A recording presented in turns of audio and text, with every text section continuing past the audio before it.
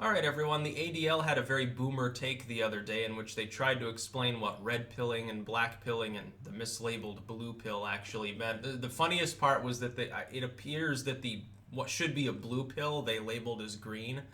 I'm not sure what that's about. I took the clank pill, which is, leave me alone and let me speak freely and there will be no problems. By the way, lots of organic veggies. I think that makes the world a better place, and that's basically spoon clanking is my ideology. This is my political belief system right here. I don't need any other. As far as the ADL trying to explain these things, though, is so funny, and they get ratioed when they do this. These groups, it's sort of like Warren's meme team.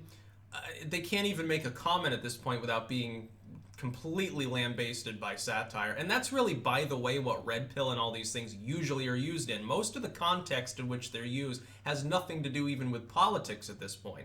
It's just become a common cultural parlance. It's sort of like Pepe.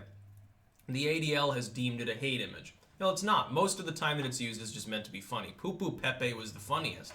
That's just about Turd World. That's just about a frog shitting on himself and drinking pee and weird shit like that. I fail to see how that's going to stimulate a Fourth Reich, but, I could be wrong about that.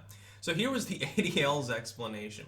Their explanation specifically, the red pill means that the system is broken and needs fanatic political change, extremism basically, to be fixed. Blue pill, which they mislabeled green somehow, means that the system is your friend. I can't remember the third one because I'm not looking at the image. And then they had black pill, which was like, we need... And somebody just dropped something from a construction site over there, so just ignore that. Looked like a paint can. I could kill somebody from that distance. Anyway, the black pill meant like we need like racial extremism as a solution politically. I'm thinking to myself, you couldn't be further from the mark. First and foremost, the idea that these are modern political terms and not Matrix references is funny. What about the iron pill? Basically, eat right and get healthy. Well, that's supposedly white supremacism or something like that. I've actually seen that being claimed. Workout culture is white supremacy and stupid shit like that. It's too masculine, therefore it's chauvinistic in some manner. Women are incapable of working out, says the ADL. So cut it out. Stop eating your carrot smoothie. Stop eating onions to boost your testosterone. Stupid plebe. Anyway, red pill, when it's not used as a joke, if you're using it within a political context, red pill just means that the system's corrupt and broken. It's not prescribing any particular cure, it's simply an awareness that it's broken, as opposed to blue pill, which is obliviousness to that. You're oblivious to the fact that the life around you is far worse than you're told on TV. The masters, the powers that be, have convinced people that everything is hunky-dory, everything is swell and fine. Really, for a lot of people, it's not. There are problems in the world that the mass media doesn't like to reveal to people. There are problems within politics, severe levels of corruption that go unaddressed. There is extreme injustice in the world. That's red pill. Understanding that that's the fact. What you choose to do thereafter is totally up to you. Blue pill is just obliviousness to that same truth. Red pill is truth. Blue pill is illusion, basically. You can boil it down to that. Single terms. Black pill is when you overdosed on red pills. You've come to a nihilistic conclusion that the system can't be fixed by any means. It doesn't mean you're expressing extremism. It means that you don't expect things to get better. This then leads to accelerationism and all of these other sort of semi-meme sort of things. We've got to understand that these political ideas that are being encapsulated come in two forms. The political ideal itself can be very, very serious. Like when some people are proposing, we're going to vote for Yang, get the $1,000 a month, and collapse the system under the dead weight of redistributionism. Some of these people legitimately believe it's a good idea to do that. Most people saying that are joking. But the ADL doesn't want you to know that because fear-mongering makes money. Telling people the truth doesn't. Black pill, therefore, specifically refers to a person, when they've become black-pilled, they do not expect things to improve. They do not necessarily see a methodology by which things can improve. They feel defeated and demoralized.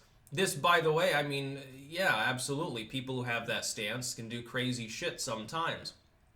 Mostly, I think they just sit in their room and smoke weed. But again, the ADL would like you to think that, well, that's the same as neckbeard incels. They shoot up theaters and hate women. There's a little bit of stereotyping of especially white males going on by certain groups out there that really don't seem to like them very much. It's rather regrettable how racist and sexist these people really are, and it's not the groups that they're talking about, it's they themselves. They should get a mirror sometime, but I don't think they'd see their reflection. Can't imagine there's much of a soul inside. Groups like the ADL don't understand memes, though. They're stuck like in the 90s. They're stuck in the cable generation.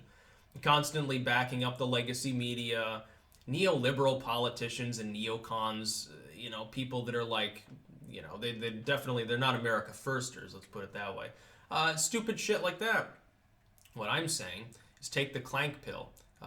Garden, be calm about things. Yeah, the system's fucking wrecked. Don't worry about it too much. What goes around comes around, and paradigm shifts happen all the time, and things can change. Be the change you want to see in the world, and raise your crops and do what you want to do. And by the way, the best way to have freedom of speech is to speak. A lot of people at this point, they self-censor. Well, that's not going to happen on this channel, I can assure you of that. Get a BitChute account. Get on Minds.com. Bill Ottman. You can speak freely there and do what you want to do. Making it a lot more fun than Facebook. By the way, in related news, no shit, Facebook actually becoming the least censored of the political sites and politically motivated social media sites at this point, saying, well, yeah, we don't have quite so much of a problem with your political speeches like Twitter, which bans ads, Google, which polices them heavily, bless you, Facebook saying we don't give a fuck. As far as ads go, at least, please pay us money. Fucking pay us money, says Mark Zuckerberg. That's the reason we exist. Well, I can't argue with that. At least Zuckerberg has finally found one thing on which, bless you, fundamentally he's not wrong on. His only purpose is to make money. It's a corporation. He shouldn't be policing speech. I absolutely agree. Maybe he can go back to not policing other forms of speech. Maybe I'll rejoin Facebook as a platform. It would actually be worth posting updates, maybe even videos there if that were to happen. It'd be really funny if that happened. Like you see some early wave, like early 2000s tech site like that decides to go back to being actually libertarian just to outmaneuver its competitors. Oh, Congress will jump down their throat. There's not a whole fucking lot they can do about it.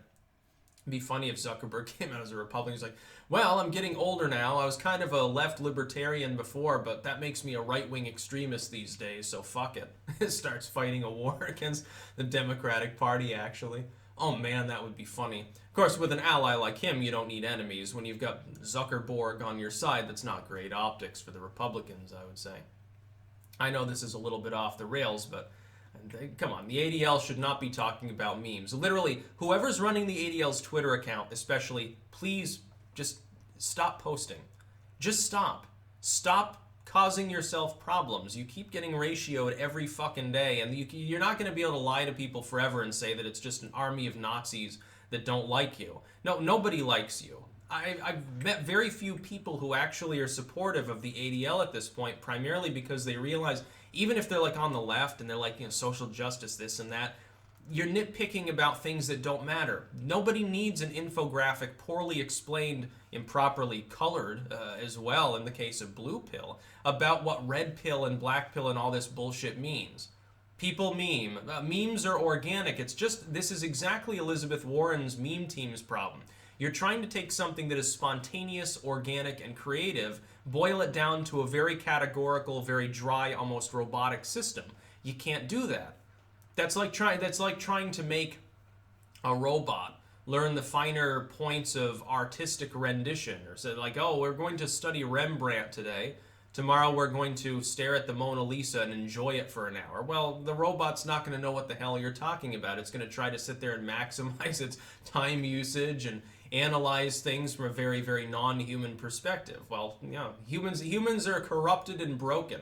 This leads to all of the good and bad things in the world. By the way, as an aside, part of the clank pill is realizing that most of the vices and problems that we perceive are evolutionary advantages gone awry because culture now outstrips genetics. That's basically what it boils down to. Lust, murdering, stealing, all those things were advantageous, 10,000 years ago. They don't make so much sense now that we have farming and the ability to store food, and we have cats to control our rodent problems. By the way, cats more important than dogs evolutionarily. Dogs help you get meat when you're hunting a mastodon. Cats help make sure that all of that grain that you've stored up for the cooler season, when you might not want to go out and hunt, actually stays unscathed and that you can actually eat and not starve to death. Thank you, kitty. That's about all. Peace out.